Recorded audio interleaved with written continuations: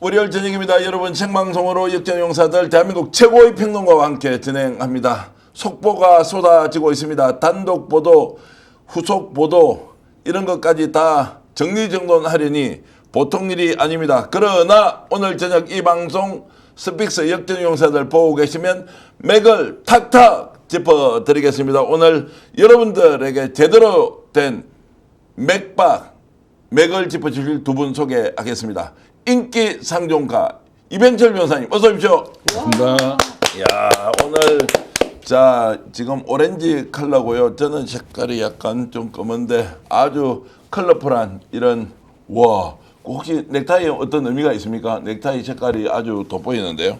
별 생각은 없는데 보니까 붉은 계통이니까 오늘 국민의힘 다 죽었다 뭐 이런 겁니다. 김건희 특검 관련해서 예. 피바다를 피바다다 이제 단독 보도할 것도 있고 여러분 이제 기대하셔도 좋습니다. 요즘 너무 바쁜데 월요일 저녁부터 대한민국 최고의 시청자 여러분들을 위해서 나와주신 민주당 김지호 대변인 어서 오십시오. 반갑습니다. 반갑습니다. 월요일이니까 확실히 목소리 좀 큽니다. 네. 금요일 저녁에는 약간 줄어들었던 것 같은데 월요일이니까 확실히 활기가 넘칩니다. 아, 좋습니다. 예. 특히 오늘 뭐 청문회가 별탈 없이 잘 넘어가서 인사청문회가 뭐 보니까 뭐 국민의힘 의원들이 청문회 준비를 제대로 안 하고 왔더라고요. 예. 안 하고 왔다라는 것인지 했는데도 할 게 별로 없다라는 것인지 여러분들이 이제 판단 맡겨드리겠습니다. 저는 오늘 넥타이가 어떻습니까? 넥타이가 한 개 장만했는데 비싸 보입니다. 값은 비싸지 않은데 장만했는데 이 넥타이가 이게 일렬로 잘 안 되는 건 이게 왜 이렇습니까? 내가 딱 묶어야 되는데 하여튼 여러분 반갑습니다. 방송 시작과 동시에 2,500분이 들어와 주시고요. 오늘 아마도 이 방송을 보시는 순간 스픽스가 여러분 덕분에 애청자 여러분들의 열렬한 응원과 성원 덕분에 150만 명을 넘을 수 있을지 없을지 이 방송 하면서 계속 관찰하겠습니다. 현재 스픽스 총 구독자 수가 149만 9,714명인데요. 1499-714. 자, 혹시 이 방송 중에 280분 정도가 구독을 하게 되면 이제 대망의 대단한 150만 구독자 달성 여러분들과 함께 생방송으로 할 수 있으니 구독, 좋아요 누르지 않으신 분들 오늘 구독 좀 눌러주시면서 이 방송 봐주시면 더 좋겠다. 열렬하게 스픽스를 응원해 주시는 분 오늘 이 방송에서 역사적인 150만 명을 돌파하자 이러면 다른 분들께 좀 공유 좀 해주시면서 구독 좀 이렇게 적극적으로 권장해 주시면 1499-714 이 방송 끝날 때는 150만 돌파 2025년 7월 14일 날 월요일 원래 목표는 7월 17일 재헌절에 150만 돌파하려고 했는데 오늘 돌파할 수도 있겠다라는 생각이 드는데 여러분 좀 도와주십시오. 구독, 좋아요, 우와 150만 가자 정현희님 그리고 780번째 좋아요 눌렀습니다. 아유 봄날 회사님 너무 고맙습니다. 늘 이렇게 해주시니까요. 그리고 발레사랑님 김상구 선생님 200만 가자 이정근 여유님 로사님 150만 명 갑시다 월천님 고맙습니다. 정재환 대표 이병철 변호사님 김지호 대변인님 안녕하세요 이렇게 하면서 뒤에 당찬대 갑자기 읽을 뻔했습니다. 당찬대도 있고요 정청래도 있죠. 어쨌든 어떤 분이 당대표가 되든 응원하겠습니다. 여러분 자 150만 가자 이호건님 그리고 유주님 구독 자 정말로 좋습니다. 감사합니다. 여러분들 이렇게 3,300분이 들어왔는데 자 단독으로 방송 오늘 시작하겠습니다. 안가 회동이 뭐였습니까? 12.3 비상겸 직후에 이것들이 이 사건 무마시키기 위해서 대책회의 국회에서 바로 비상해제 의결을 했지 않습니까? 큰일 났다 싶어서 그때 모여서 이완규 법제처장 박성재 법무부 장관 그리고 김주현 민정수석 또 한 명 더 있었죠. 행안부 장관인 이상민 장관이 거기 모였지 않습니까? 이거 널리 알려진 이야기 아닙니까? 그런데요. 우와 3부톡은 주가 조작과 관련돼서 실체적 진실이 드러나면서 이거 큰일 났다라고 하면서 국회에서 난리가 났습니다. 그때 비상겸 일주일 전에 공정거래위원장 이복형 금감원장 김주현 민정수석 그리고 박성재 법무부 장관이 일주일 전에 3부토건 주가 조작 무마하려는 안가 회동을 했다. 안가는 대통령만 쓰는 공간입니다. 그 회동을 했다는 내용을 이병철 변호사님이 사실상 단독으로 오늘 여러분들에게 공개하겠습니다. 어떤 내용입니까? 네, 그 한 며칠 전에 딱 한 군데 언론에서 만났어요. 그리고 그 후속 보도도 전혀 없는 상태고. 근데 제가 이 내용이 굉장히 심각하다 싶어서 이제 조사를 하고 오늘 다 이제 확인을 해봤더니 이제 그 추정되는 겁니다. 일단 그 언론 보도에 할 때 그날 11월 26일입니다. 11월 26일 비상계엄 딱 일주일 전인데 그날 있었던 사태가 국회에서 김건희 특검법이 이제 그 의결이 됐고 정부로 넘어와 가지고 그날 국무회의에서 거부권 행사한다는 게 결정이 난 날이에요. 그러니까 이날 김건희 특검법 관련해서 특히 삼부 토건 주가 조작 이게 이제 제일 뜨거운 그 문제였을 테고 이걸 덮기 위한 목적으로 추정된다 언론 보도. 그리고 안가에 4명이 모였다. 근데 4명 중에 3명은 다 이렇게 하는 거예요. 검찰을 움직여야 되니까 박성재 법무장관, 대통령실의 김주현 민정수석. 그다음에 주가 조작이니까 당연히 검사 출신 이복현이가 이제 금감원 원장이잖아요. 그 또 서울대 경제학과 나왔고. 그런데 네 번째 인물이 중요합니다. 네 번째. 공정거래위원장 한기정이가 그날 참석했다. 이 사람이 왜 왔냐 이거예요. 공정거래위하고 주가 조작하고 아무 상관이 없는데. 자, 지금 우리가 이제 법적인 문제를 좀 피해가기 위해서 이렇게 보도가 됐다는 것으로 해야 되는 거죠. 아니면 실제로 왔다고 우리가 증거를 가지고 지금 하는 이야기냐. 아, 보도됐다고 해야죠. 보도됐다는 기사가 확인을 그렇죠. 했겠지만. 예. 그리고 그 취재도 한 게 보도에 나와요. 예. 한기정 공정거래위원장한테도 물었고. 예. 근데 이제 뭐 별일 아니고 뭐 그냥 개인적으로 만났다. 그 12월 4일 날 만난 것도 개인적으로 만났다고 했잖아요. 예, 밥 예. 먹기 위해서. 예. 그 정도 취지로 답변을 받았다까지 보도가 나왔습니다. 자, 조금 전에 이제 뉴치스에서 단독으로 보도한 건데 기사 잠깐만 띄워 주십시오. 자, 저게 뭐냐면 조금 전입니다. 7시경에 확인된 내용인데 자, 삼부토건 김건희 특검에서 삼부토건 전현직 회장 등 4사람의 구속영장을 청구했다. 수사가 굉장히 많이 진행됐다는 거 아닙니까? 그렇죠. 자, 그러면 저 수사 내용은 삼부토건 주가 조작이 자 5배 뛰었다. 뭐 원희룡도 관여했다 이렇게 하는데 조남옥, 조성옥 뭐 쭉쭉쭉쭉 이렇게 이제 소환이 됐는데 네 사람이 누군지 현재 나오진 않고 있는데 우리 김백년 PD가 계속 체크를 해주시고 아, 자, 이름도 나왔어요. 예, 자 그래서 구속영장이 청구됐다는 저 의미는 어떻게 이제 받아들여야 됩니까? 그러니까 이제 김건희로 가기 위해서 예, 그 전 단계의 핵심 인물이 원희룡 장관으로 의심이 되죠.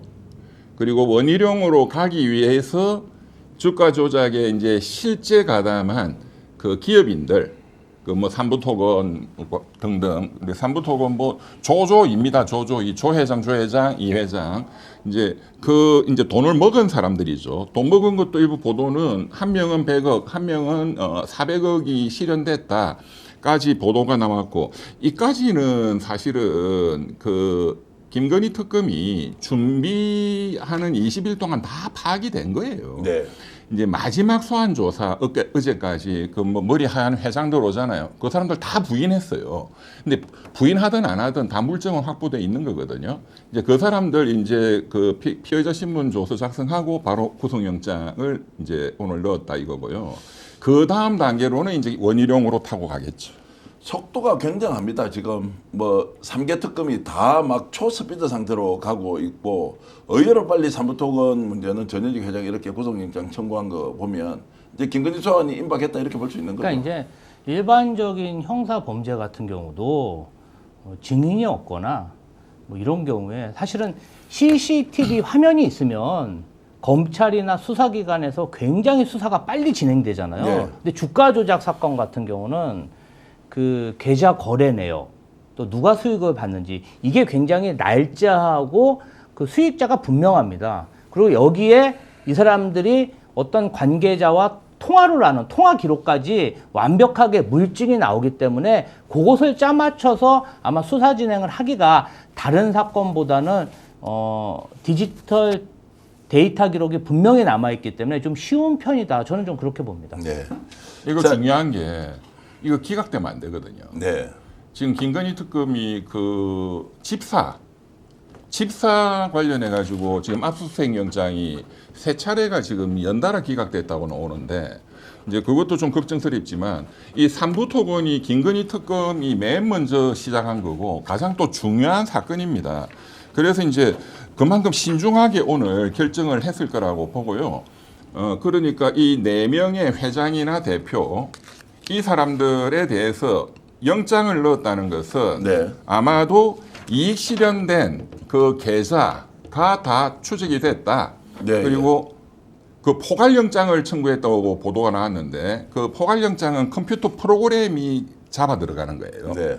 일일이 한 명 한 명 이게 아니고 왜냐하면 돈을 쫙 분산시켜서 빼기 때문에 그거를 프로그램이 다 AI 비슷하게 분석해서 컴퓨터가 그냥 자동으로 이렇게 추적하도록 그 포괄영장은 나온 것으로 보입니다. 네. 그러니까 이 정도 빨리 할 수 있거든요. 예, 그래서 이제 구속영장은 저는 뭐 거의 99.9% 나온다고 봅니다. 영장이 나온다는 것이고, 자 조금 전에 말씀하셨던, 자 그러면 앞에 이제 뭐 대책회의를 했다, 비상계엄 일주일 전에 모여서 삼부토건 주가 조작 듣기 위해서 어떻게 할 거냐. 그때 이제 시점이 특검 통과하고 대통령 거부권 행사했던 그 시점이지 않습니까? 그렇습니다. 작년 11월 자 26일. 그러면 이 사람들은 지금 예를 들어서 수사를 했다 안 했다 이거 지금 어떻게 추론할 수 있습니까? 그러니까 주가 조작범 자체는 다 이제 전현직 회장 등 4명 영장 청구를 했는데 앞서 무마하기 위해서 사인 해동을 했다고 한다면 네, 네. 그 사람들은 지금 어떻게 되면 영장 당연히 소환하겠죠. 소환한다. 네. 네. 그러니까 그 소환은 제가 보기에는 영장 나오면 네. 오늘 4명에 대한 영장이 발부되면 바로 그 지금 사인에 대해서 특히 제가 보기에는 이복현이부터 불러야 됩니다. 이복현이가 제일 중요한 금융감독원에서 이거를 덮은 사람이거든요.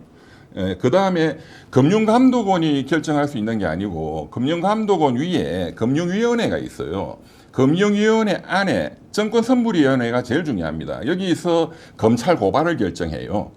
그래서 정권선물위원회 위원장 그리고 위원 여기에 영향력을 행사한 게 그 지금 보도 나온 한기정 공정거래위원장입니다. 네, 이분들 조사하고 당연히 박성재, 김주현이 조사하고 그날 사인회동 안가에서 어떤 내용으로 이 관련된 논의가 있었냐 이건 당연히 조사돼야 될 것이고.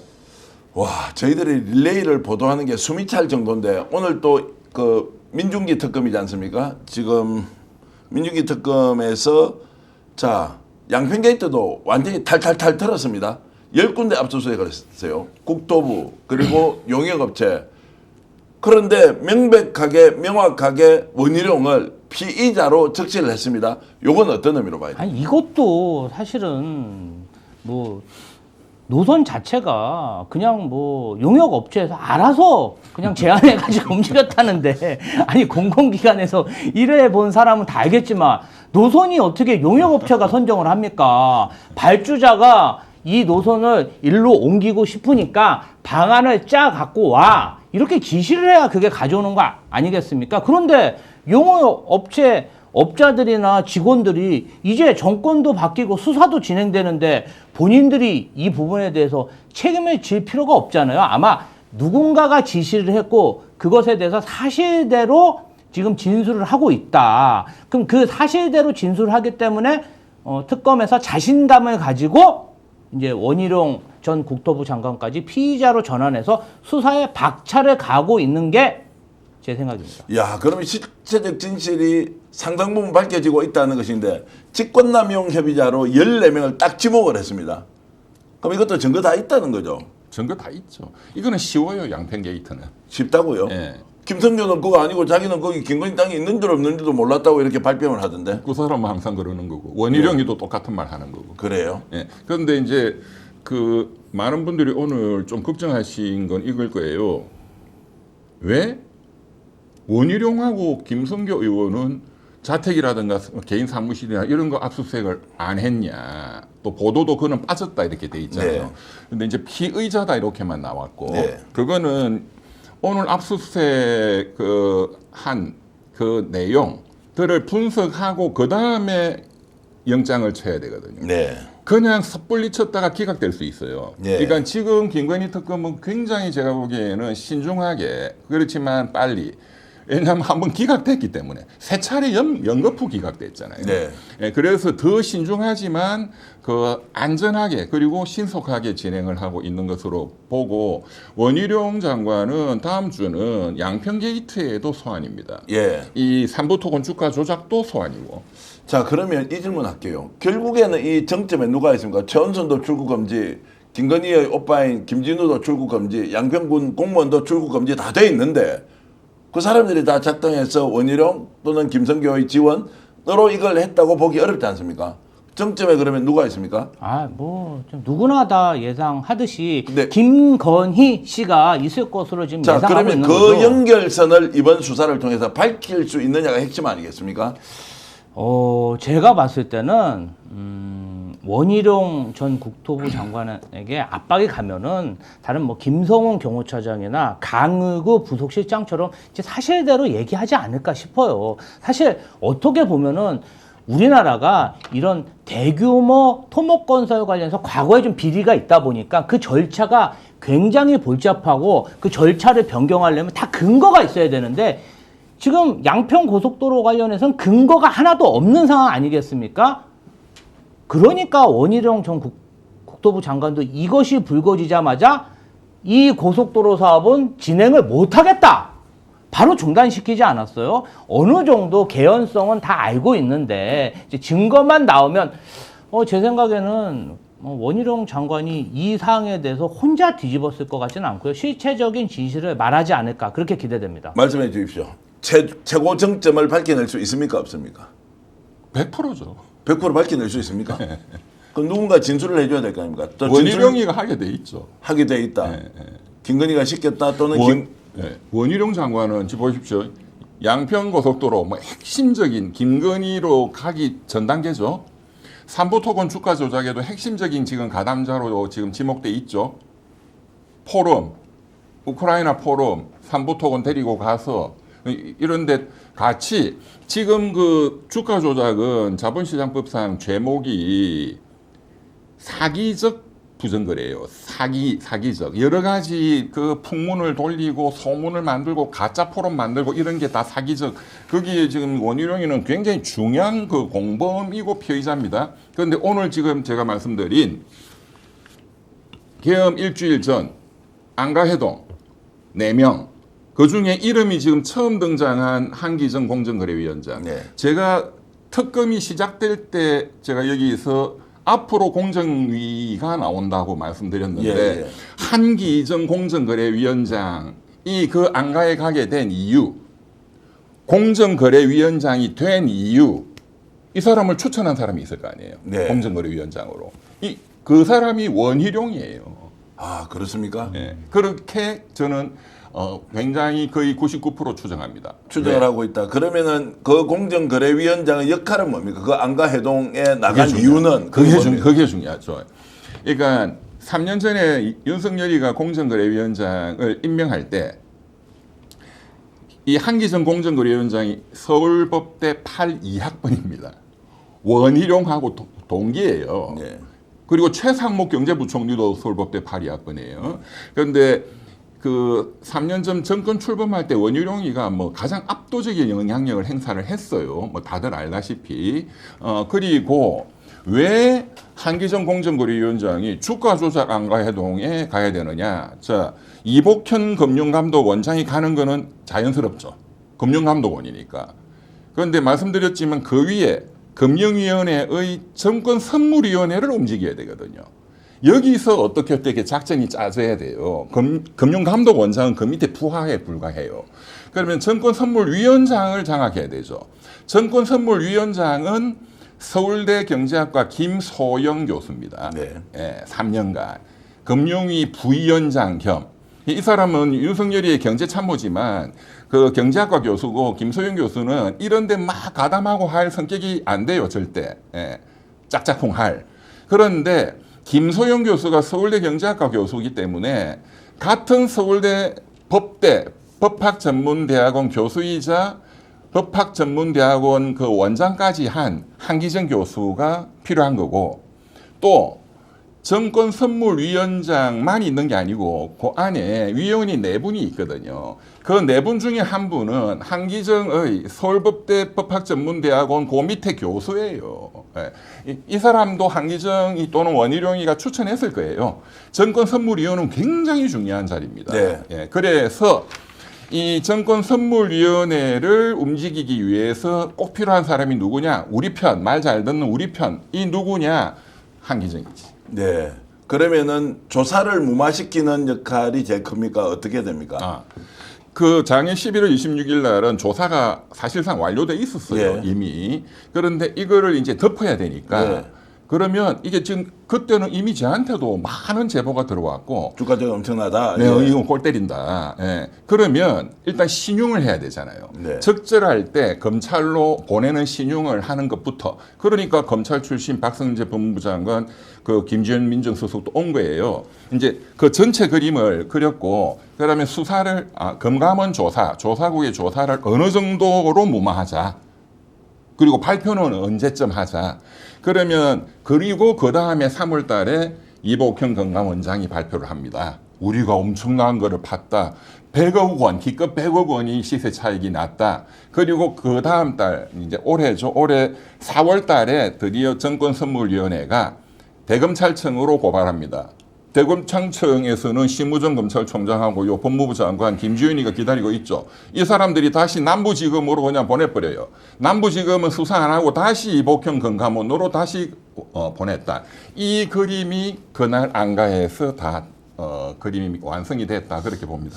자, 그래서 이제 오늘 김건희 특검에서 삼부토건 주가 조작, 양평 게이트, 이제 피의자 적시 구속영장 청구 1년의 상황들 대체로 보면 20명 정도는 이제 보내겠다라고 이제 생각하면서 수사가 매우 속도감 있게 진행되고 있다. 아직까지 그 사건을 전체적으로 무마하기로 했던 정말로 장관이나 공정위원장이나 또 대통령실 수석은 아직 수사받고 있지 않다. 여기까지 전하면서 더 많은 정보 알려드리도록 하겠습니다. 그런데 참 여기 제가 한 말씀만 더 드리면 4명 안가해도 예. 이 사람들이 이제 그 특검이 부르면 누가 맨 먼저 그날 어떤 얘기가 있었다. 네. 누가 맨 먼저 불 거냐? 한기정 공정거래위원장이에요. 그렇습니까? 이 사람은 이 악당들한테 가담된 정도가 적고 예. 검사가 아니잖아요. 그렇죠. 예. 또 교수단 말이에요. 이 사람이 제일 먼저 불 거예요. 예. 계속 불어서 특검 수사가 매우 효율적으로 이루어지도록 자 피의자 여러분 이실직고하시고 광명 찾길 바라겠습니다. 다음 주제 넘어가겠습니다. 윤석열인데요. 와 이거 지금 무슨 일입니까?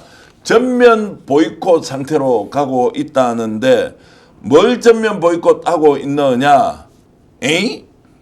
지금 특검 소환을 거부했는데 강제 인치 서울구치소에서 빨리 특검 수사 쪽으로 나가라라고 했는데 아예 빵에서 바깥으로 나오질 않고 버티고 있다. 이거 어떻게 된 일입니까? 저는 정신적으로 완전히 무너졌다고 생각합니다.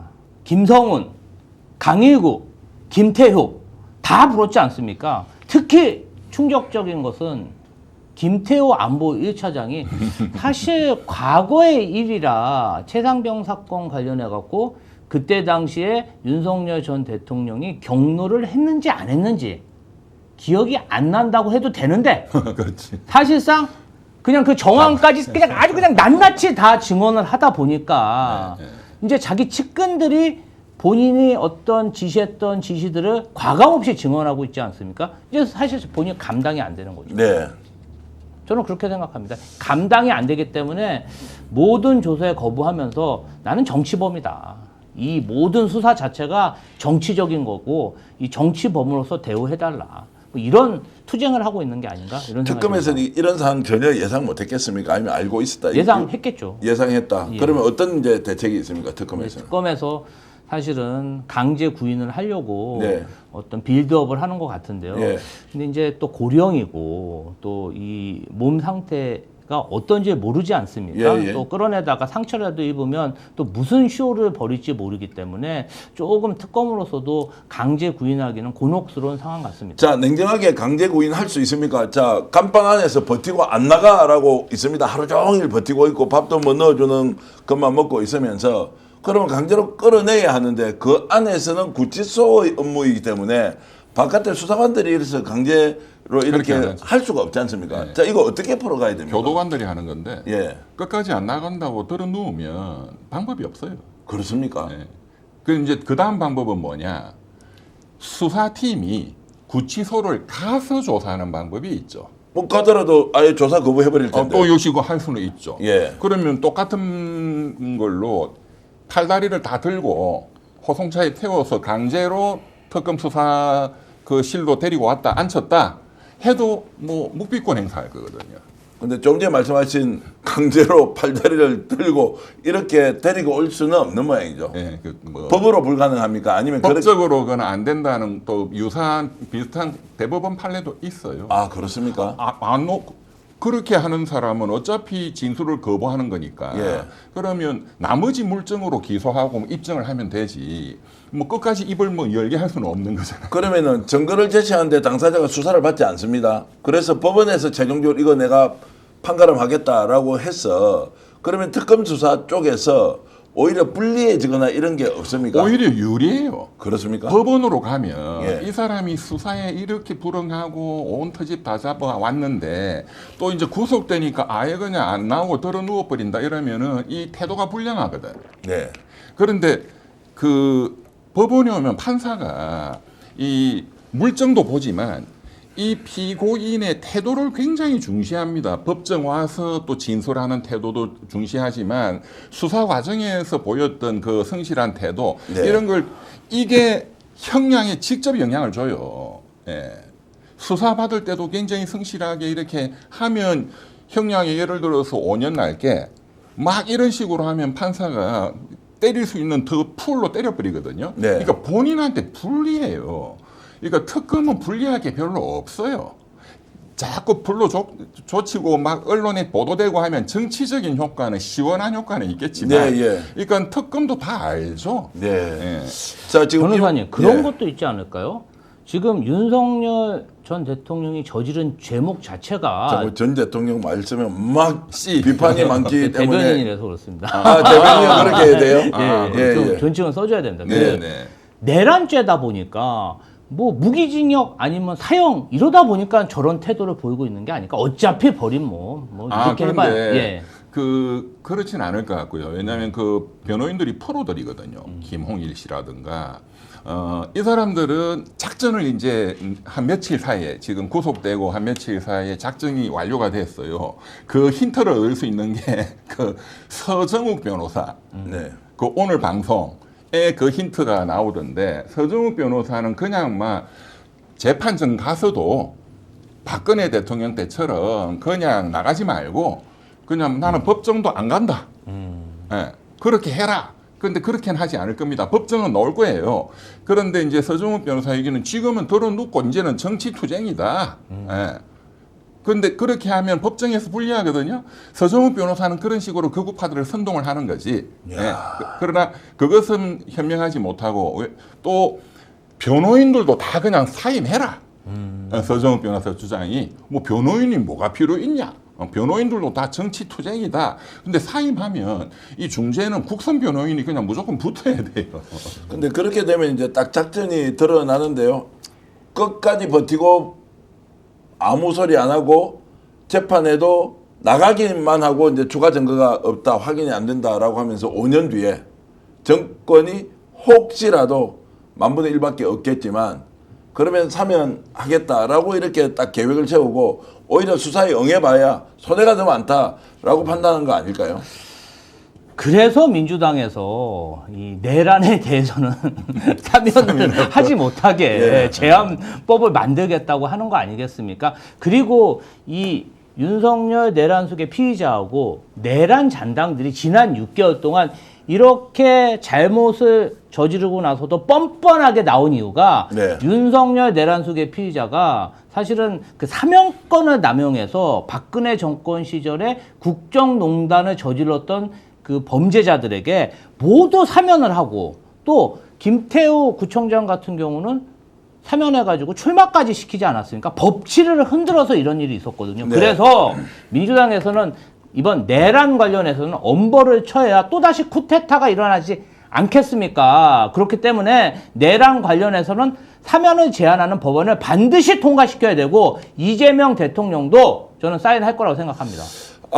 예, 알겠습니다. 지금 여러분 좀 긴급한 상황이 생겨서 우리 이 방송을 보러 오신 이항희 님이 계신데 김병준 PD 좀 내려와서 스튜디오 근처에 지금 계신 모양인데 좀 모셔다 오시면 좋겠습니다. 아마 카페에 계실 것 같은데 자 도착했다고 하는데 스튜디오 1실인가요 2실인가요 했는데 나가서 모시고 좀 와서 방송 좀 보게 해주시면 고맙겠고요. 자 오시는 분들 함께 방송하겠다라는 또 우리 참여 희망자들 계신데 제가 010-8596-0073 010-8596-0073에 이렇게 문자 남겨주시면 시간 될 때 특히 이병철 변호사님 보러 오시겠다는 분 많이 있었는데 자 몇 분씩 이렇게 불러서 우리 방송 직접 관람하도록 그렇게 하겠습니다. 지금 동시 접속이 한 9,500분 와 오늘 굉장히 더워서 이렇게 많이 들어오실까 생각했는데 와 주셨습니다. 기왕에 이렇게 약간 주제를 바꾸는 상황에서 제가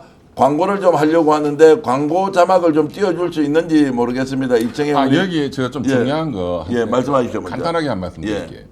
지금 우리 김 대변인님 말씀하신 사면 복권도 못하도록 특별법 해야 된다. 저도 동의하는데 지금 그 윤석열 쪽에서는 법정 가서 다투겠다는 거거든요. 그런데 이 사람들이 노리는 거는 우리 모든 국민들이나 언론이 윤석열이는 지금 내란죄 외환죄는 사형과 무기징역밖에 없다 이렇게 무조건 단정적으로 믿잖아요. 그렇죠. 징역 30년 뭐 이런 거는 있을 수가 없다. 뭐 징역 풀 50년까지. 그런데 가능합니다. 그리고 지금 법원 믿나요? 조희대 대법원 못 믿잖아요. 법원이 굉장히 보수화되어 있는데 이제 엄밀하게 법적으로 말하면 판사를 잘 꼬셔가지고 법률적으로 제가 이제 가능성을 말씀드리는 거예요. 사형은 감경을 할 수 있거든요. 감경하면 20년까지 가능해요. 무기징역은 10년까지 가능해요. 그러니까 이 사람들이 노리는 거는 징역 한 뭐 20년이든 뭐 30년이든 그게 최종 확정되면 그 이후에 정치적으로 또 이런 거를 사면이든 뭐를 이제 노리는 거지. 그래서 우선은 징역을 한 20년, 30년이 목표예요. 우리는 무기징역 사형만 있다라고 생각하지만. 자, 그래서 그러면 지금부터 이제 우리가 이런 상황을 어떻게 이제 쳐다봐야 하는지 함께 고민을 좀 하기로 하고요. 제가 지금 방송 중에 여러분들 좀 죄송하긴 한데 오늘 이렇게 함께 보기로 했던 분이 지금 어디에 와 계신지 모르겠습니다. 일단 아까 이 주변에 계셨었어요. 그러니까 주변에 계셨는데 저희들이 뭐 방송 준비한다고 워낙 방송 준비 1시간 전부터는 정신없이 방송에 이제 집중을 하고 있어서 그런데 우리가 그 지금 2354로 시작합니다. 거기 한번 모셔주시면 좋겠고요. 자, 윤석열 강제 조사와 관련된 이야기 지금 이제 계속 이어가고 있습니다. 여러분들 9,500분 정도 들어와 계시고, 자, 윤석열이 지금 이제 감옥에서 약이 없다, 이거 큰 문제다라고 하면서 아예 이것을 원천적으로 차단한다는 이야기도 나오고 있습니다. 이것도 실제로 그럴 수 있습니까? 아니면 약간의 차고 또 언론 플레이를 통해서 변호인단이 바깥에서 전혀 인권을 지켜주지 않는다라고 하는 이 부분은 어떻게 봐야 됩니까? 약이 없다? 본인이 이제 당뇨병 약을 먹어야 하는데 약을 구하지 못해서 지금 뭔가 협조가 안 되고 있다. 그건 오늘 법무부 교정국에서 그 언론에 보도 자료도 낸 걸로 알고 있는데 이제 본래 본인이 먹던 약이 있고 그게 중요하면 당뇨약 이런 거 중요하잖아요. 그런 분들은 구속 실질심사 이런 거 받을 때 구속될 가능성이 있으니까 그거를 충분히 준비해 가지고 옵니다. 본래. 그거는 다 허용을 하거든요. 근데 이 양반은 무슨 나갈 기각될 거라고 생각했는지 그 본인 먹던 약을 준비를 안 했다는 거예요. 그러면 일단 들어가서 절차에 따라서 그 다니던 의사 선생님 소견서하고 약하고를 넣어주는 절차가 있는데 그게 한 2, 3일 걸려요. 예, 예. 그런데 아마 오늘은 다 그 약을 받은 걸로 저는 알고 있습니다. 그래요. 네, 그건 거짓말이에요. 거짓말이다라는 것이고. 그리고 그 사이 동안은 구치소 안에 의무관 의사 선생님이 그 약은 아니더라도 그 해당 약을 줍니다. 그러면 일단 변호사 비용이 없다. 두 번째, 김건희가 완전히 손절했다. 라고 하는 부분은 우리 김지호 대변인 솔직히 어떻게 보세요? 아니 그러니까 아까 약 부분도 가족들이 옥바라지 하면서 그 당뇨약 같은 경우는 사실은 그걸 안 먹으면은 생명에 영향을 줄 수 있기 때문에 매일 먹어야 돼요. 아니 그럼 감옥에 갔으면 집에서 그것을 구해서 주는 게 맞죠? 그것을 교정당국 탓을 하면 되겠습니까? 교정당국이 탁 보면 뭐 약이 나오고 그런 데는 아니잖아요. 본인이 또 진료도 받아야 그렇죠. 되고 처방전도 해야 되고 그러면 그것은 가족들이 하는 게 맞는데 지금 보니까 김건희 씨는 전혀 윤석열 내란 속의 피의자에게 신경을 안 쓰고 있다. 그러니까 본인 법률적 대응하는데 굉장히 골똘히 집중하고 있고 윤석열 내란 속의 피의자에게 신경을 안 쓰다 보니까 뭐 여러 가지 뭐 약 같은 문제는 생길 수가 있다고 봐요. 근데 뭐 운동을 못했다. 영치금이 없다. 이것은 제가 보기에는 윤석열 내란 속의 피의자가 이것을 좀 주도했다기보다는 김계리 변호사가 이런 사정, 이제 가족들이 돌보지 못하는 며칠간의 사정을 보고 본인의 존재감을 뭔가 좀 보여주기 위해서 조금 동의는 받았겠죠. 지금 윤석열 내란 속의 피의자 옆에 아무도 없으니까 김건희도 없고 장모인 최은선도 없고 아무도 없으니까 이제 김계리 변호사한테 뭔가 좀 의존을 하면서 약간 자신의 존재감을 보여주기 위해서 이런 걸 터뜨리지 않았나. 결국은 김계리 변호사도 철저히 윤석열을 이용해 먹고 있다. 그 맞는 말씀입니다. 예, 철저히 이용하고 있는 것 같습니다. 김계리가 자기 정치한다. 김계리가 자기 정치한다. 왜냐하면 김계리는 변호사기 때문에 네, 약을 넣어주고 이런 절차를 잘 알거든요. 네, 예. 그리고 뭐 영치금이라든가 이런 걸 다 아는데 완전히 터무니없는 소리를 하니까 이거는 자기 정치하는 거라고 봐야 되겠죠. 자, 그러면 이제 지금부터 특검은 어떻게 해야 됩니까? 내란 특검 이제 윤석열 문제 이렇게 이제 버티기로 가서 아예 보이콧을 해버린다라고 했을 때 어떻게 할 거냐가 이제 굉장히 중요하지 않습니까? 내란 특검은 지금 해야 될 게 너무 많잖아요. 뭐 외환죄 지금 수사할 것도 너무너무 많고 예. 또 국민의힘 추경 완화 등등등등 그 계엄 해제를 방해한 그것도 엄청나게 중요한 사건이거든요. 예. 이제 그러니까는 안 나오고 하면은 그냥 나머지 다 증거들은 다 준비돼 있으니까 그냥 기소하고 여기에 자꾸 시간 낭비하고 하는 것은 저는 비효율적이라고 봐요. 그러니까 그 다른 외환죄에 더 집중하고 외환죄 관련해서 다시 또 윤석열이를 뭐 강제 인치를 하든 또 구인을 해서 또 조사를 해야 되겠죠. 그러나 이런 데에 시간을 낭비할 필요는 없다. 저는 그렇게 봅니다. 지금 바로 그냥 기소하는 게 나아요. 기소하는 게 낫다. 네. 이제 실제 어떻게 할 것 같습니까? 내일까지도 이제 일단 구치소에서 인치를 좀 해달라고 요구하고 못할 겁니다. 이렇게 가면. 안 한다. 예, 뭐 끝까지 안 오겠죠. 예. 그러면 강제로 올 수도 없고 오더라도 그냥 묵비권 행사할 거니까 필요가 없거든요. 예. 그리고 피의자 신문 조서는 사실상 법적으로 별 의미가 없어요. 네. 본인이 인정하고 자백하고 하면 의미가 있는데 또 뭐 부인하다 보면은 또 수사관이 다른 거를 물증을 들이대고 또 여기서 헤매고 이런 게 기재가 되면은 의미가 있는데 그냥 묵비권 행사해 뿌리면은 그 기재되는 게 없거든요. 질문만 쭉 있고. 그리고 피의자 신문 조서는 법률적으로 법정으로 가면 검사 앞에서 작성한 피신 조서도 나 이거 부인 이러면 끝이에요. 그 휴지예요. 그러니까 여기에 그렇게 신경을 쓸 필요가 없어요. 자, 그렇게 되면 지금 윤석열은 실제로 본인이 저지른 범죄가 드러날 것을 뻔히 알고 주변 사람들이 다 진실 고백을 할 것이니 빼도 박도 못한다라는 것 때문에 안 나오는 게 확실합니까? 아니면 정말로 우리 김지호 대변인이 이야기한 것처럼 멘탈이 그냥 붕괴된 거예요. 그냥 세상 만사 다 싫은 거예요. 그냥 나 포기야. 자포자기 상태이냐? 라는 것과 이 두 가지를 놓고 보면 어떻습니까? 구속영장이 발부된 당일 새벽부터 예. 한 2, 3일간은 진짜 멘붕이 왔을 겁니다. 예. 앞에 하나도 안 보였을 거예요. 그 안에 또 막 40도 이상 뜨거웠을 테고. 근데 지금은 정신 차렸거든. 예. 매일 변호인들하고 변호인 접견실에 나와 있을 거예요.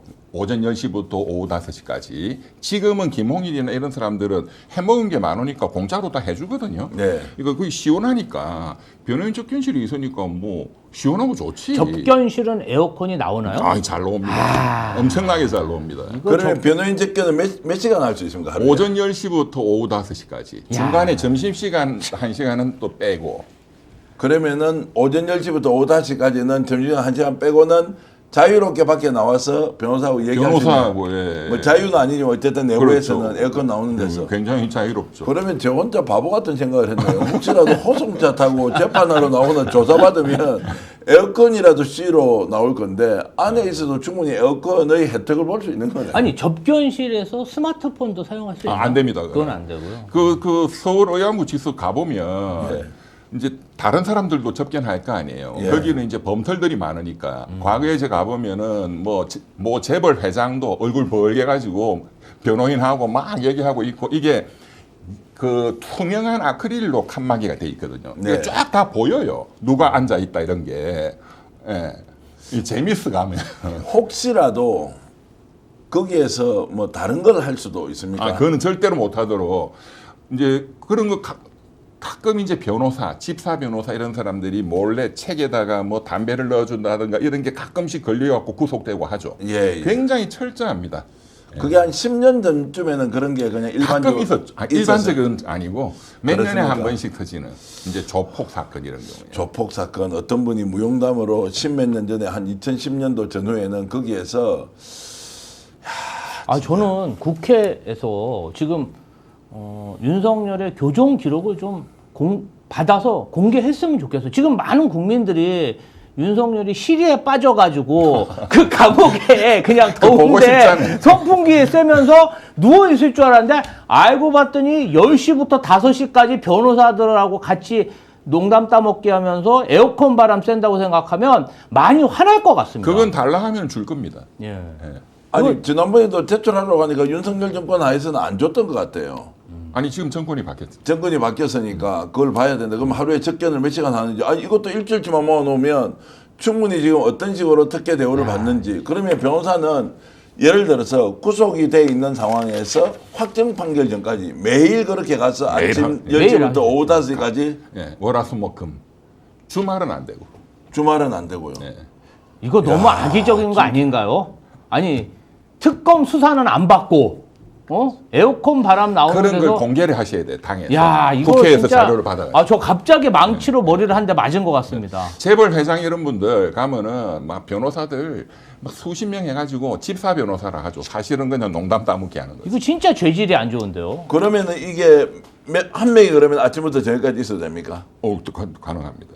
10시부터 5시까지 야 그러면 변호사비도 없어가지고 영치금 400만 원을 이렇게 정말로 모금을 하는 사람이 그 변호사 비용 안 주고 그 사람 이제 아침부터 저녁까지 있느냐 오후까지. 그래서 이제 이게 또 이제 집사 변호사가 뭐 그런 뭐 옛날에 뭐 담배를 준다든가 이런 사건들 터지고 해서 계속 제도를 보완을 해가지고 네.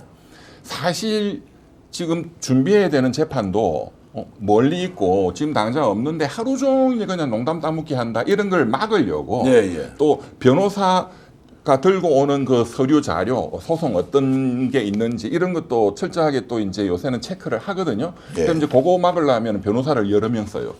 변호사 한 명이 한 2시간 오전에 앉아 있고 이제 끊어가지고 그러면서 여러 소송 자료를 별도로 만들어서 오죠. 요 질문까지는 좀 드려보겠습니다. 그러면 거기에서 이야기는 어디까지 할 수 있고 어디까지 할 수 없다. 옆에서 기록을 아, 그건 합니까? 안 됩니다, 절대로. 아니 그러니까 예를 들어 옆에 있는 그 제가 이제 실제로 면회 가 보면 그 옆에 어떤 말을 하는지 다 쓰고 하지 않습니까? 네네. 그러면 거기에서 변호인과 함께 있는 이런 시간은 뭔가 안 기록을 한 됩니다. 예, 그 가족들 면에는 그 우리 뭐 이렇게 뉴스나 이런 데 영화에 보듯이 옆에서 무슨 말 하는지를 예, 기록을 예. 또 하고 녹음도 하거든요. 예. 왜냐하면 증거 인멸 이런 걸 예, 할 수 예, 예. 있으니까. 그러나 변호인과의 접견은 예. 일체 그게 안 됩니다. 그럼 녹음도 안 안 하고 됩니다. 아 예. 어떤 말을 하는지 아예 모르네요. 모릅니다. 그럼 뭔가 작전 지시를 할 수도 있고 뭐 변호인을 통해서 이제 그런 건 가능하죠. 아 불법적인 행위가 일어나더라도 그것이 무엇인지 알 수 그건 없다. 알 수가 없습니다. 아 이거 제대로 바꿔야 되는지 아니면 인권 보호 차원에서 참 유지를 해야 되는지 저는 판단이 안 서는데 윤석열 고생하고 있다 이 생각이 안 들고 그냥 뭐 저는 40도 45도 이런 데서 고생을 엄청 하는 거 아니냐라고 생각이 오늘 말씀 들어보니까 어쨌든 이렇게 가고 있거나 본인은 본인대로 작전이다라는 말씀을 좀 드리고요. 그래서 아마 우리 김 대변인 말씀하셨지만 김건희가 윤석열이 변호인 제대로 하려면 한 달에 최소한 뭐 5천, 1억 정도 들 거거든요. 네. 김건희가 절대 그 돈 줄 여자가 아니거든. 근데 지도 도움을 받아야 돼. 지도 지 남편 도움을 받아야 되잖아요. 진술도. 그렇죠, 그렇죠. 윤석열이가 김건희 죄를 지가 그냥 독박도 써주고 이제 김건희는 또 그걸 바랄 거니까 어느 정도 지원을 하지 않겠나 뭐 이런 생각도 들어요. 알겠습니다. 지금 이제 정말로 더 중요한 주제 하나로 넘어가야 되는데요. 카카오의 총 이사회 의장이라고 해야 됩니까? 창업주라고 해야 됩니까? 김범수 의장이 곧 소환될 것 같습니다. 효성에도 지금 소환이 임박했습니다. 무엇 때문이냐? 집사 게이트가 터지는데 다우 키움 정권이라는 곳, 그리고 한국정권금융이라고 하는 소위 말하는 대한민국 정권사의 중앙은행과 같은 그 한국정권금융, 여러분 탁 와닿죠? 184억 원을 깡통 회사에 투자를 해줬다. IMS라는 곳, 그리고 여기는 렌트카 회사였는데 이 내용 본격적으로 저희들이 얘기를 해보겠습니다. 그 전에 제가 광고 잠깐 말씀드리고 가겠습니다. 요즘 스픽스에서 판매하고 있는 여러 제품이 연일 매진 행렬입니다. 냉감 진구류 있었지 않습니까? 오늘부터 판매 중단이 됐습니다. 말씀드렸던 대로 우리가 생산한 양 한정 판매가 다 소진이 되어서 2차는 예약 판매를 해야 하는데 생산 언제 할지 말지 고민하면서 계속 생산업체와 의논하고 있는 중인데요. 그렇게 매진 속도가 빠릅니다. 오늘은 여러분들께 로션과 선크림의 만남, 하얗게 뜨지 않는 퍼스트랩 선세럽이라는 제품 제 오른쪽에 지금 1+1로 22,900원인데요. 이것은요 미백, 주름 개선, 자외선 차단, 단순히 선크림이 아니라 바로 여러분들이 로션처럼 쓸 수 있는 것입니다. 제가 이렇게 이제 지금 가지고 있고요. 두 분 지금 김지호 대변인 쓰고 있죠? 네, 쓰고 실제 있습니다. 써보니까 어떻던가요? 실제 감촉이 되게 좋더라고요. 감촉이 되게 흡수가 굉장히 좋습니다. 흡수가 좋다. 예. 자, 우리 이병철 변호사님도 한번 지금 보시고요. 제가 직접 이렇게 발라서 써보면 정말로 로션처럼 돼 있고요. 제 얼굴 한번 비춰주십시오. 자, 제가 이렇게 이제 발라보면 확실히 화장한 효과가 있고, 제가 요즘 방송할 때 선크림 대신 화장품 대신 이렇게 요걸 직접 발라서 쓰고 있는데 효과가 화장품과 거의 유사하고 당연히 타지 않으니까 너무 좋은데 이 제품의 기능과 성능이 미백, 주름 개선, 자외선 차단 효과, 그래서 선크림이라고 하지 않고 선세럽이라고 하는데요. 이것을 1+1로 22,900원에 드리는 것은 대한민국에서 존재하지 않는다. 일동생활 건강입니다. 일동제약 아시죠? 거기에서 제대로 된 상품 저희들에게 1100세트만 일단 공급해 주기로 했는데 22,900원 한 개 가격인데요. 두 개 드리고 있고, 우리 화면의 왼쪽 창에 보시면 선착순 공동구매 특가 로션과 선크림의 만남, 자, 이 제품 판매하고 있으니까 필요하신 분들 꼭 오늘 주문해 주시면 1,100개 아마 내일까지 갈까 말까 생각이 드는데 필요하시면 써보시고 마음에 들지 않으면 다 반품해 주십시오. 당연히 받아드립니다. 확실하게 괜찮은 제품이라는 걸 추천해 드리고, 자, 조금 전에 말씀드렸던 그 주제로 넘어가 보겠습니다. 대기업들이 줄줄이 소환되는데 누구냐? 대기업 총수입니다. 자, 카카오와 관련된, 그리고 효성과 관련된, 왜 이들은 184억의 깡통 회사 투자를 결정하게 됐느냐? 이병철 변호사님, 이렇게 빨리 이제 소환 조사를 한다. 얼굴이 좀 확 바뀌었습니다. 좀 바르고 나니까 확실히 좋아졌습니다. 예. 이거 항상 들고 다녀야 돼요. 들고 다니고, 예, 꼭 써주시면 고맙겠고요. 자, 이렇게 해서 소환 조사를 이렇게 이제 전격적으로 하는 이유, 증거가 많이 나왔다는 겁니까? 어떻게 봐야 됩니까? 그러니까 이제 그 밑에 사람들 조사를 어제까지 많이 했거든요. 네, 예. 그 다음에 특검이 열받았잖아요. 압수수색 영장은 법원에서 3차례 기각하고. 네. 그러니까 이제 일단은 임의조사 형식으로 그 회장들을 소환해서 이 사람들 진술을 받겠다. 왜냐하면 그 회장쯤 되는 사람들이 돈도 많은데 와서 억지로 거짓말을 안 하거든요. 다 풀어. 김건희 쪽 뭐 어느 쪽에서 부탁받아서 했다. 왜? 그 밑에 사람들이 다 진술이 이미 확보가 돼 있기 때문에 뭐 김모 회장이든 누구든 부르면은 사실은 수사는 어렵지 않게 진도가 나갈 겁니다. 그리고 그 진술을 가지고 다시 영장을 청구하겠죠. 네. 자, 그러면 혹시 대기업 이야기하면 약간 이제 당 대변인으로 좀 부담스럽고 이런 게 있습니까? 언론은 부담되는 거 없습니다. 없죠. 네. 다행입니다. 그러면 이제 질문 공격적으로 하겠습니다. 참고로 현대건설이 뭔가 짬짬이 해가지고 저 가덕도 10조 5천억 이거는 우리가 막 길길이 날뛰면서 보도하고 나니까 다른 언론이 안 쓰더라고요.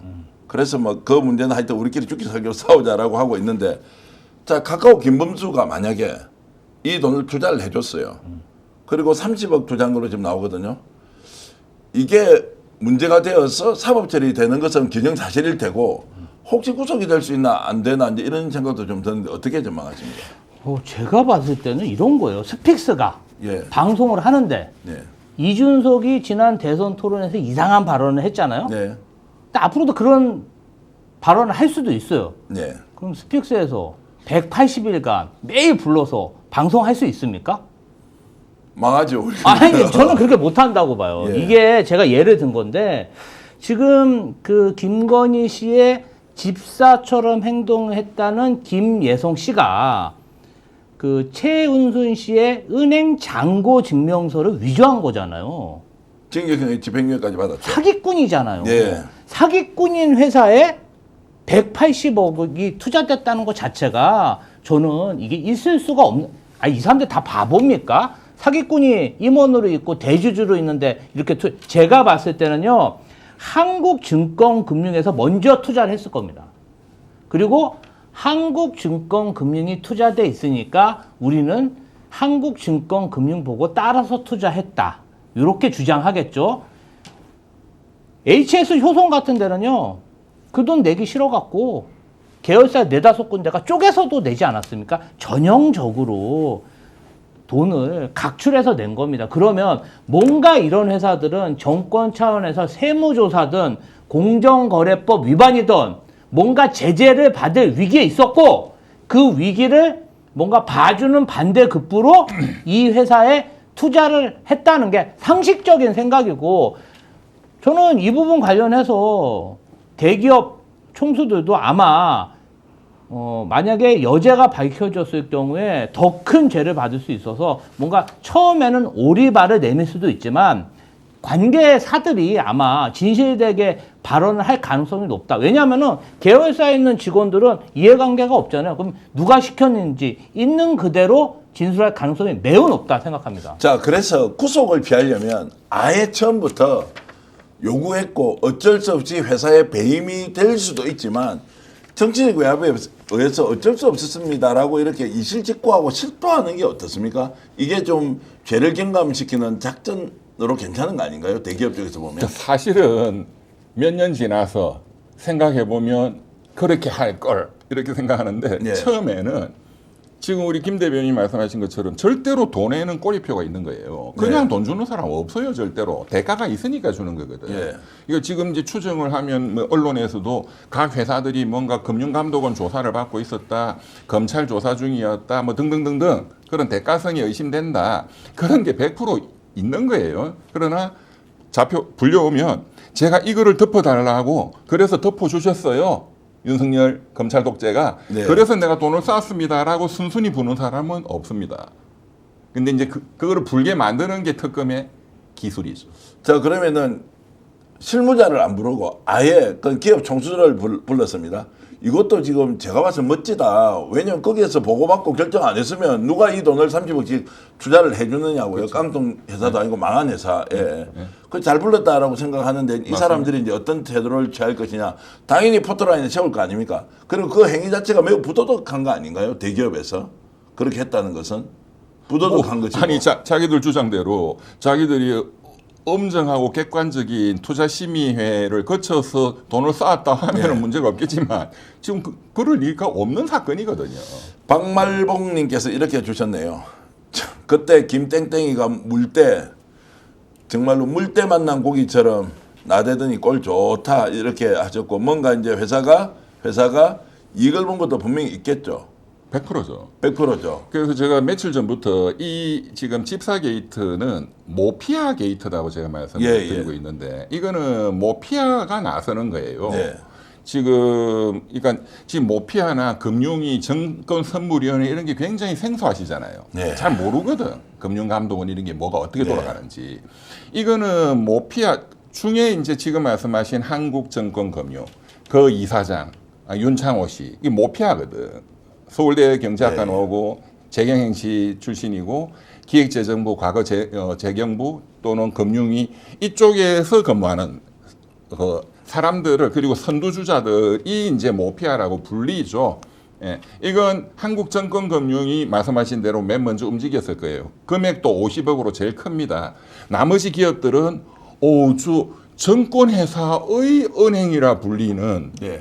그리고 금융위가 허가해줘 가지고 독점적으로 어떤 공공적 영업을 하는 예. 저기서 50억씩이나 투자 결정을 했으니 우리는 그거를 많이 의지하고 했다. 이제 이렇게 그래 아마 다 그렇게 진술할 거예요. 자 그러면은 이제 한국증권금융 대표 전직 대표가 작년 6월달까지 근무했더라고요. 맞습니다. 4월달에 임기가 끝이 났는데 2달 동안 더 했더라고. 그것도 전례가 없는 일이었는데. 네. 자 그 여기가 연봉이 이름이 5억입니다. 예, 한창호 이제 대표이사죠. 회장 네. 대표가 윤창호. 이제 소환되지 않습니까? 네. 뭐 아직도 뭐 연배는 젊더라고요. 그렇죠. 67년생이던데 이분은 있는 그대로 다 볼 수 있다 없다 어떻게 보세요? 아니, 공무원들은 무조건 다 봅니다. 그 빨리 불어가지고 본인이 지금이라도 해명을 하든지 뭐 이렇게 해주면 더 좋겠는데. 근데 그 정도 배짱이 있는 공무원은 한 명도 없습니다. 예. 그냥 불력하면은 거기서 다 불죠. 그러면 그 누가 시켰는지가 나올 100% 텐데. 100% 나오죠. 그러면 그 정점에 김건희가 있다라고 이제 우리가 추정하는 추정을 거죠. 하는 거죠. 그러나 분명히 그 금융위원회가 이게 정권을 잡으면 검찰, 뭐 국세청, 경찰청, 국정원을 잡아야 되지만 금융위원회를 장악하는 게 엄청나게 중요한 거예요. 네, 모든 은행을 다 장악하기 때문에. 네. 그러니까 금융위원회 위원장, 부위원장 중에 특히 부위원장을 정권에 가장 측근을 보내요.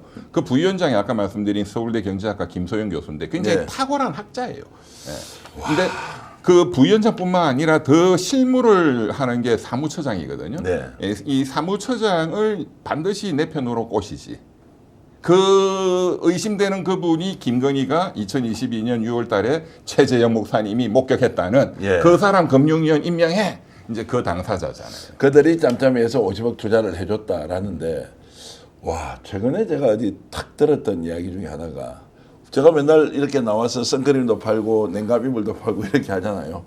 갑자기 스펙스 쪽에 요즘 광고를 내겠다는 분들이 지금까지 보지 못했던 인터넷 비교원이나 뭐 이런 데가 아닌데서 이렇게 연락이 왔다고 해야 됩니까? 약간 이렇게 이제 그 녹화를 하는 듯한 느낌이 있었는데 가만히 생각하니까 여기에 나오는 회사 이름하고 비슷한 데가 있었네. 아, 이 이야기를 제가 우리는 네. 그런데 절대로 뭐 이상하게 거래하고 이런 거 하지 않으니까요. 제가 열심히 물건 팔 때 사주시는 게 스픽스 도와주시는 거고요. 그렇게 뭔가 비리나 부정을 보고 덮어주는 대가로 광고 주고 협찬 주고 이렇게 하는 거 절대 하지 않는다라는 건 이제 약속을 드리는데 제가 조금 첨언하면 예. 지금 윤석열 정권이 지금 기업 내란 터지고 각종 지금 3대 특검이 하고 하는데 금융위원회 발 대형 사건이 없어요. 네. 집사 게이트 이거 아무것도 아니에요. 이건 돈도 아니에요. 이거는. 요보다 더 큰 게 있습니까? 이 180억, 이 1,800억도 작은데. 그러니까 더 큰 게 터져야 됩니다. 이거는 완전히 애들 푼돈이에요. 제가 그냥 야. 비교를 해드릴까요? 이명박이 때. 예. 이명박이 때 금융을 장악한 건 경제대통령 강만수, 예. 기획재정부 장관도 하셨고 산업은행 총재도 하셨죠. 예. 이 양반 결국 깜빵 갔어요. 예. 그때 금융위원회 그 유명한 김석동이 관은 치하기 위해서 존재한다. 관치금융이 아주 화신이고 그리고 거기에 많은 돈들이 뭐 추정컨대 뭐 해외로 뭐 20조 30조 그 돈은 전부 다 이 기획재정부가 통제를 하거든요. 예. 통제를 해서만 안 나가지. 박근혜 때 또 이 모피아들이 어떤 짓을 했냐. 최상목이 지금 경제부총리 내란의 가담자 최상목이가 모피아 중에 모피아잖아요. 예. 최상목이가 청와대에 있으면서 미르재단 K스포츠 재단 돈을 다 끌어모은 거예요. 기업들 협박 회유. 예, 그 미르 K스포츠 재단 그 사건은 제가 7년간 그 소송을 하고 기업들한테 제가 돈을 다 돌려줬어. 그 실체를 예, 예. 다 밝혀가지고 예. 협박받은 기업들한테. 예. 그러니까는 그 840억이었어요 그때. 예. 180억은 돈도 아니라니. 1,800억짜리 이상이 나올 겁니다. 어디서 그게 나오는 나와야지 이게 정상이에요. 나오는 것이 그들이 했던 짓을 보면 당연한 거다 이 말씀 아니에요? 1,800이 조 단위가 나와야지. 뭘로 나옵니까? 그럼? 인플레이션이 아니 강남 집값도 몇 배 떴잖아. 주가 조작 뭐 이런 거 말고도 지금 크게 터질 게 있다. 보세요. 이명박 정권 때 우리가 그냥 뭐 다들 국민들 그렇게 생각하잖아요. 자원 외교로 뭐 25조 뭐 이상이 사라졌다. 사실은 그 영양가 있게 뭐가 성공한 거는 우리 언론 보도상으로 없어요. 네. 그냥 다 그냥 사라졌는데 그 돈들을 추적하고 어쨌든 검찰이 했거든요. 윤석열 검찰이 했어. 예. 그거를 잘 아는 해외로 돈을 빼먹는 기법이 있구나. 그렇지만 이제 그 검사 출신 그 쪼무레기들이 할 수는 없고 이명박처럼 전 세계를 상대로 사업을 해본 사람이 프로인데 그렇지만 지도 그런 방법이 있다는 걸 알잖아요. 그 해먹고 싶잖아요. 자, 그러면 이제 대기업 회장 두 사람이 일단 이제 나옵니다. 한국정권금융원 공무원 출신이니까 다 이실직고 한다고 치고 우리 김지호 대변인이 그래도 집권 여당에 민주당 대변인으로서 지금 대기업이 이재명 대통령은 매우 중요하잖아요. 일단 일자리 만들어야 되고 수출도 늘려야 되고 경제 성장도 시켜야 되면 대기업 역할이 어마어마하게 지금 중요한데 여기에 덜컥 걸려버렸어요. 카카오하고 지금 효성 같은 데가. 자, 이 사람들이 지금 어떻게 하는 게 맞습니까? 좀 조언을 좀 해주십시오. 김범수 회장과 효성에 있는 그 친구 이름 뭡니까? 조 회장. 조현범? 이름이 제가 이제 조현범 맞습니까? 그 조현상, 조현범 몇 사람이 형제가 있고 싸우기도 하는데. 조현범 회장은 이명박 대통령 둘째 사이예요. 예. 자, 그래서 이제 이분들이 어떻게 해야 하느냐 조언을 좀 해주시라. 왜냐하면 이 사람들이 아직도 정신 못 차리고 김현장 쓰면 되고 야, 이 정권도 국회 가서 김지호 대변인하고 국회의원들 대관 업무 다 하면 해결될 수 있다라고 착각할 수 있으니까 세상 뒤집어졌다 바뀌었다라는 걸 좀 한번 말씀해 주십시오. 과거에 미르재단, K스포츠재단 사건이 있었을 때 그때 삼성이 된통 걸렸었습니다. 네. 돈만 낸 게 아니라 로비한답시고 최순실의 딸 정유라에게 말까지 사주고 로비하다가 그걸로 깜빵 갔어요. 사실은 우리 그 부회장 이재용 회장이 굉장히 큰 고초를 겪었거든요. 네. 그런 일이 있다 보니까 지금 아직까지는 삼성, 현대, LG 큰 대기업들이 이러한 불미스러운 일에 연루됐다는 소식은 안 나오잖아요. 자, 사실 그때 다 감옥 한번 갔다 오신 분들이 과거에 노무현 대통령 때 또 현대차 그룹에 한번 감옥 갔다 오셨잖아요. 한 번 감옥을 갔다 오신 대기업 총수들은 그걸 핑계로 댈 수 있으면 정권 차원에서 이루어지는 이런 비리 사항에 손을 안 대려고 합니다. 본인들이. 한번 당해본 적이 있기 때문에. 근데 제가 봤을 때는 이 효성이든 카카오든 다음킴이든 그런 경험이 좀 없었던 것 같아요. 그래서 본인들이 여기서 말씀하신 대로 좋은 변호사를 쓰면 피해갈 수 있다. 이렇게 생각할 수도 있지만 지금 정권 초기지 않습니까? 또 특검이잖아요. 저는 이 사항이 너무 분명하기 때문에 그냥 조사 진행되면 이실 짓고 빨리 이야기하는 게 상책이다. 이렇게 생각합니다. 그래서 빨리 갔다 오는 게 답 아니냐 이런 생각이 저는 드는 거예요. 이제 이런 말을 우리만 할 수 있습니다. 시청자 여러분 좀 이해해 주십시오. 지상파 종편 하기 어렵습니다. 왜냐하면 다 광고가 걸려있고 협찬 걸려있고 한데 그런데 우리가 솔직하게 이야기하는 것은 잘못했으면 빨리 간판 가가지고 좀 살다 나와서 개가천선하라 이제 이런 이야기를 하고 싶은 거고 제가 가까우는 이야기 좀 합시다. 아니 이 사람이 혁신기업가로 해가지고 국민들이 카카오톡에 카카오톡 하죠. 카카오맵 쓰죠. 카카오 택시 타죠. 이렇게 해서 하고 있는 사람이 뭐가 지가 답답하고 아니 그 부족하다고 이 정권하고 연계해가지고 뭐 M&A 전문적으로 하고 어디에 투자해주고 뒤에서 딜하고 헤쳐먹고 이런데 왜 빠지냐고 이 김범수 의장 같은 사람은 나는 이해가 안 되는 거예요. 서울대학에 좋은 공부를 해갖고 머리 천재인데 그러면 우리가 지금 스티브 잡스 생각도 나고 또 베커 제이 베이조. 그러니까 베이조스 같은 사람도 있으면 다 혁신기업가들이 이 자체라고 권력과 정치로부터 멀어져서 어떻게 하면 혁신기업을 세계적으로 이렇게 이제 만들 것이냐 이렇게 가지 않고 나쁜 것만 배워가지고 국내 대기업들 과거에 개발 독재 시절에 해왔던 그것하고 다를 게 하나도 없이 이따위로 놀고 있는 것은 도저히 국민들로서 납득이 안 된다는 생각이 드는 거예요. 그러니까 저도 이 김범수 의장인가요? 이분은 지금도 재판 받고 있거든요. 예. 그 몇 년 전에 그것도 주가 조작 뭐 이런 거였어요.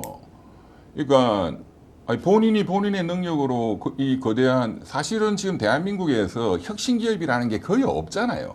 미국은 다 혁신기업인데 한국은 전부 재벌 4세예요.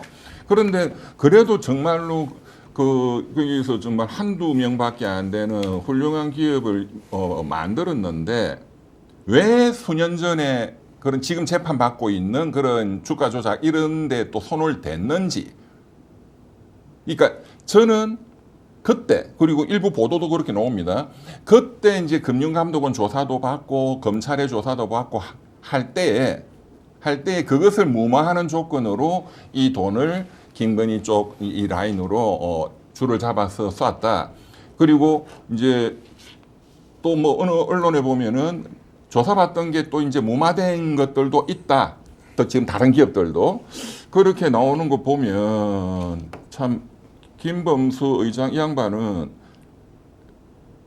어떻게 보면 자기가 세계적인 기업을 만들어 놓고 세계적으로 진짜 개망신 당하는 짓을 이제 하고 있으니 참 어리석죠. 그러니까 이렇게 큰 돈을 보고 수조 원의 재산을 갖고 있는 사람이 대한민국에 얼마나 많은 벤처 또는 혁신기업과 스타트업들이 있습니까? 여기에서 귀감이 되고 모범이 돼야 될 것은 정상적으로 너희들이 혁신적 아이디어로 상업화에 성공하면 큰 돈도 벌 수 있지만 우리가 사회적으로 어떻게 기여해서 국가 발전에 왜냐하면 대한민국은 국가가 깔아놓은 인프라는 게 기본적으로 존재하지 않습니까? 그 통신망 아니에요. 그 위에서 삼성전자가 애플이 만들어놓은 휴대전화를 모든 국민이 가장 압도적으로 전 세계에서 많이 쓰고 있고 그 위에서 프로그램을 한 개 만들어서 플랫폼으로 카카오가 존재한 것이니 따지고 보면 국가의 인프라 두 번째 과학기술 혁명을 통해서 이렇게 발전시켜 놓은 그 기술과학자들의 결과를 가지고 마지막에 숟가락 얹어서 지가 돈 깔거리로 벌고 있는 거 아니냐. 사실상 공공재적 성격이 강하죠. 공공재 위에서 버는 거라고요. 현대자동차가 국가에 잘해야 되는 이유 중에 하나가 뭐냐면 국가가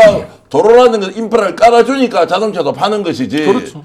그런 것들을 그렇죠. 망각하는 순간 내가 자동차 잘 만들어서 대한민국에서 돈 벌었다 아니면 일확천금을 얻었다 다 내 기술 덕분이야. 그런 게 어딨냐고요. 국민이 있어서 존재하는 것이 기업이고 국가가 있어서 인프라를 깔아주는 것이고 그 위에서 하는데 나쁜 것만 배워가지고 주가 조작하는데 뛰어들다 아니면 이거 투자해주라 하니까 정말로 봉돈처럼 그 돈이 어디서 갔냐고요. 카카오톡, 카카오맵, 카카오은행에서 다 국민들이 써서 거기에서 소위 말하는 수수료 가져가서 먹고 사는 거 아닌가요?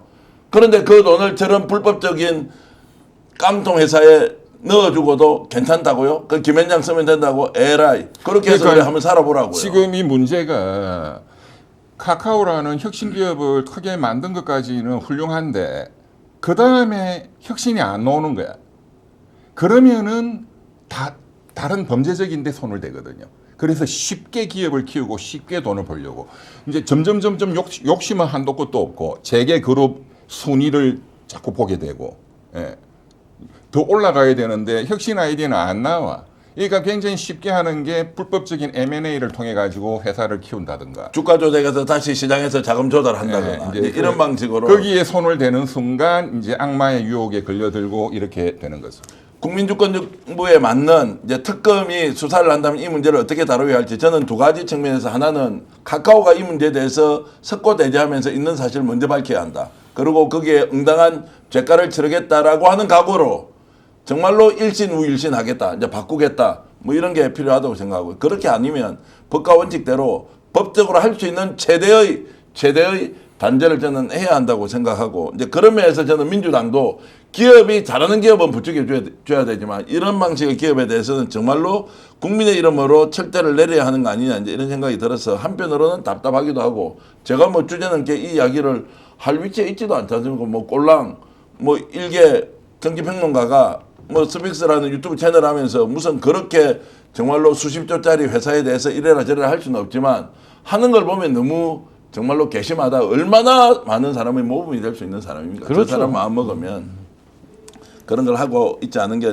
너무너무 안타깝다라는 생각이 들어서 지금이라도 정말로 이재명 정부가 성공하는 것이 아니라 대한민국이 성공할 수 있도록 기업가들이 정말로 좀 다른 마음을 먹고 갔으면 좋겠다는 생각이 듭니다. 와, 많이 실망스럽죠.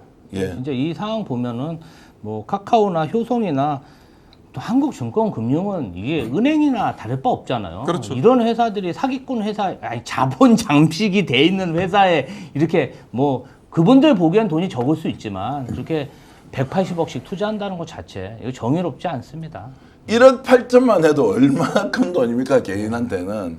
이 큰 돈을 그래 누군가의 외압에 의해서 30억, 30억, 20억, 50억을 툭툭 동양 던져주듯이 던져줬는데 아유 참 정말로 답답하기도 하고 안타깝습니다. 푸른 하늘님, 명명백백님 모두 고맙습니다. 신명철 선생님도 좋은 의견 주셨고요. 기차로님은 방산비료와 산업자원 비리도 함께 들어야 한다. 김부길님 고맙습니다. 야 정말로 노동자 임금을 10원짜리 따지는 장사치가 자본잠식 기업에 수십억 투자한다는 게 말이 안 되고 내 상식으로 도저히 이해 못하겠습니다. 뭔가 콕낀 게 있으니 수십억 낼름 주지요. 이 말씀 저도 전적으로 동의합니다. 제니님 그리고 프리지아 미정님 고맙습니다. HSK님도 의견 주고 계신데 마지막까지 9,000분 이렇게 방송 봐주셔서 진심으로 감사 말씀드립니다. 오늘 방송 시작할 때 스픽스 구독자가 여러분들 덕분에 150만 명을 돌파할 수 있느냐 없느냐라고 일단 말씀을 드렸는데 방송 시작 때 아마 1499 600 좀 넘었던 것 같습니다. 지금 1499 816인데 아마 184명 정도가 더 구독해 주시면 오늘 이 순간에 150만 명 돌파하고 있으니 혹시 구독, 좋아요 누르지 않으신 분이 있다면 좀 오늘 팍 좀 눌러주십시오. 방송 조금 마음에 안 들더라도 구독 좀 눌러주시면 오늘 지금 이 방송 생방송 중에 150만 명을 넘기고 싶다 간절히 바라고 있으니까 혹시 구독 안 하신 분은 구독해 주시고 주위에 공유 좀 보내주시면서 구독 좀 꼭 좀 하라. 스픽스 믿을 수 있다. 정말로 열심히 하고 있다. 이런 것들 가지고 제가 이 방송 중에 생방송 중에 오늘 변호사님 못 떠납니다. 150만 명 라이브로 채우고 나서 떠나려고 하는데 김지호 대변인 막 웃고 있는데 얼굴 한번 보여주십시오. 오늘 집에 못 갑니다. 자, 집에 못 가고 몇 분 남았어요? 149만 9,816인데요. 184분이 이제 되면 구독 좀 해주시면 여러분 고맙겠습니다. 자, 184가 아니고 170으로 줄어들었습니다. 네. 자, 830분. 이분들이 170명이 늘어나서 1000명이 되면 150만 명 돌파인데요.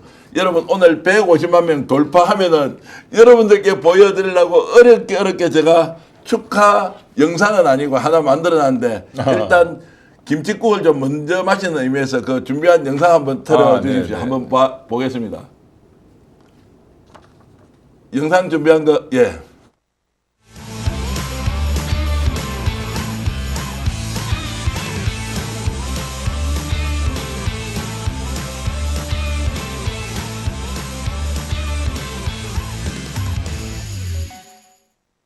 자, 제가 오늘 김치국 방송을 하고 있습니다. 오늘 방송 중에는 150만 명이 돌파되지 않겠느냐라고 생각했는데 우와, 자 854까지 올라갔기 때문에 146명이 남았습니다. 아까 180 몇 분이 남았죠. 네. 김지호 대변인 오늘 밤 안 쉬어도 되겠습니다. 뭐 안 쉬어도 되고 여러분들 좀 좋아요, 구독 이렇게 눌러주시고요. 좋아요도 지금 5,900분 정도 돼 있는데 더 많이 눌러주시면 고맙겠습니다. 푸른 하늘님 진심으로 감사드리고요. 그리고 고현수님 저보고 조언과 충고를 해주셨는데 고맙습니다. 오늘 내가 좀 많이 떠들고 있는데 앞으로 다른 분들 말씀 많이 이제 듣도록 하겠습니다. 그리고 신명철님은 정겨환 대표님 즐겁게 해주시다.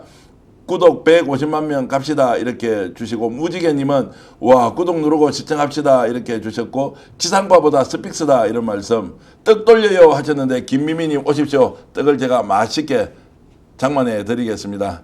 스픽스 전 대표님 정말 열심히 하고 있습니다. 좋은 방송 스픽스 김말용님, 체리 블루점님 자 주셨는데, 광고 하나 말씀드리겠습니다. 인터넷 비교원입니다. 최대 128만 원 놓치지 마십시오. 인터넷 TV 신규 가입 시 48만 원, 휴대폰 구입 시 최대 50만 원, 그리고 정수기 렌탈 시 최대 30만 원 드립니다. 인터넷 가입과 동시에 알뜰폰 또는 휴대폰 새로 장만 없이 현재 쓰고 있는 휴대폰의 통신사만 변경해도 최대 30만 원 혜택을 돌려드립니다. 인터넷 성능은 거기서 거기입니다. 혜택 잘 비교해 보십시오.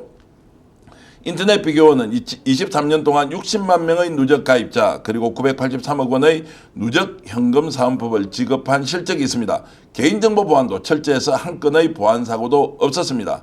8억 원 이상의 보정보험을 가입해 한 분도 억울한 일 없도록 준비된 인터넷 비교원, 여러분 가정에 그리고 정수기, 휴대폰, 인터넷 비교하실 때는 꼭 비교원, 서경석의 인터넷 비교원 1670-2571, 1670-2571입니다. 네이버에 인터넷 비교원을 검색하시고 상담 신청하면 됩니다.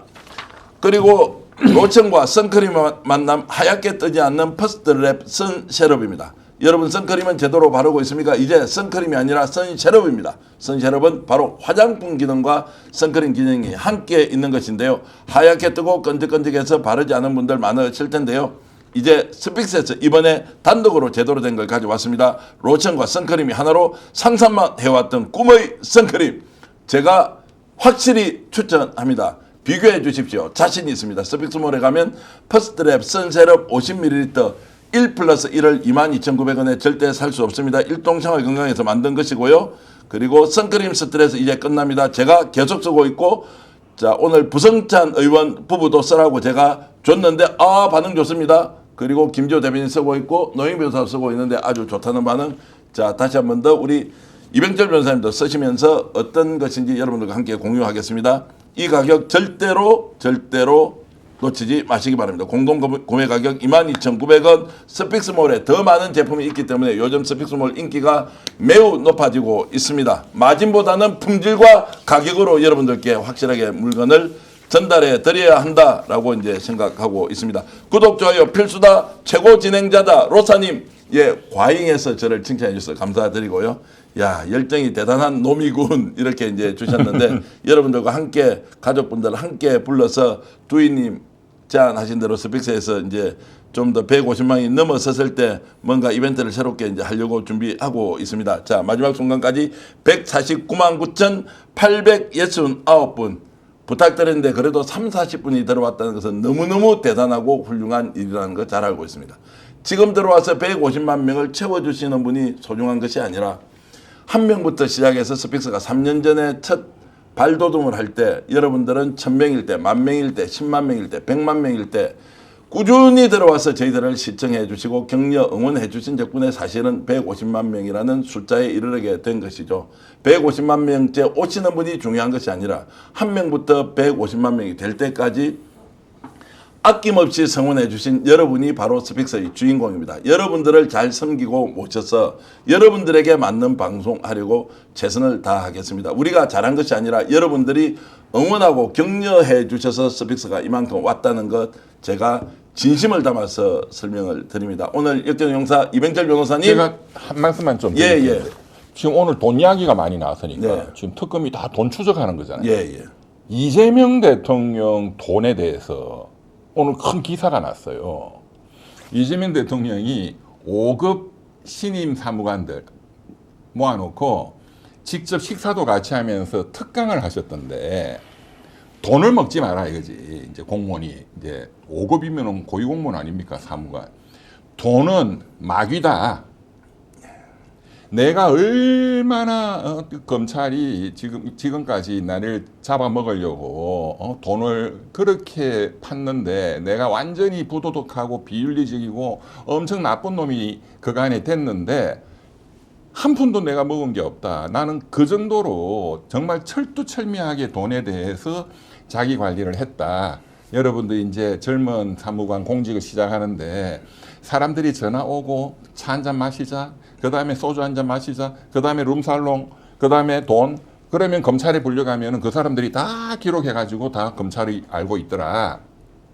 제가 그 3년 전에 이재명 대통령, 그 당시 대통령 후보를 제가 윤석열 캠프에서 조사한 내용을 조금 구체적으로 말씀을 드리면, 그때 제가 이제 그 이재명 비리 국민검증특위 부위원장 맡아서 대장동 그때 사건이 터졌고, 이게 알고 보니까 결국은 윤석열 그리고 그 감옥소 간 박영수 특검의 게이트였잖아요. 다 감옥소 갔지만 대장동이 4,500세대입니다.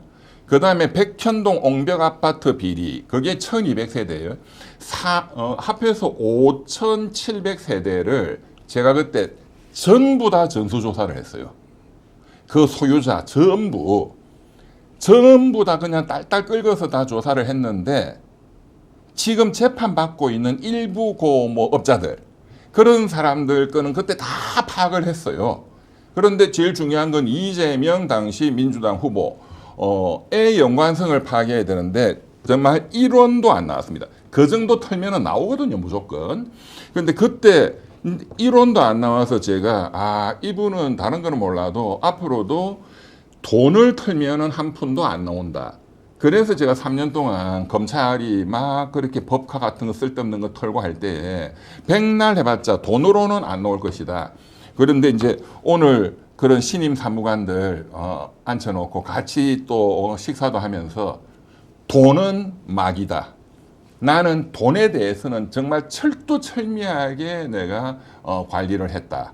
그 말씀을 제가 듣는 그 특히 공직에 계시는 분들한테는, 또 젊은 후배들한테는 꼭 말씀드리고 싶고, 그런 차원에서 제가 다른 거는 모르겠습니다.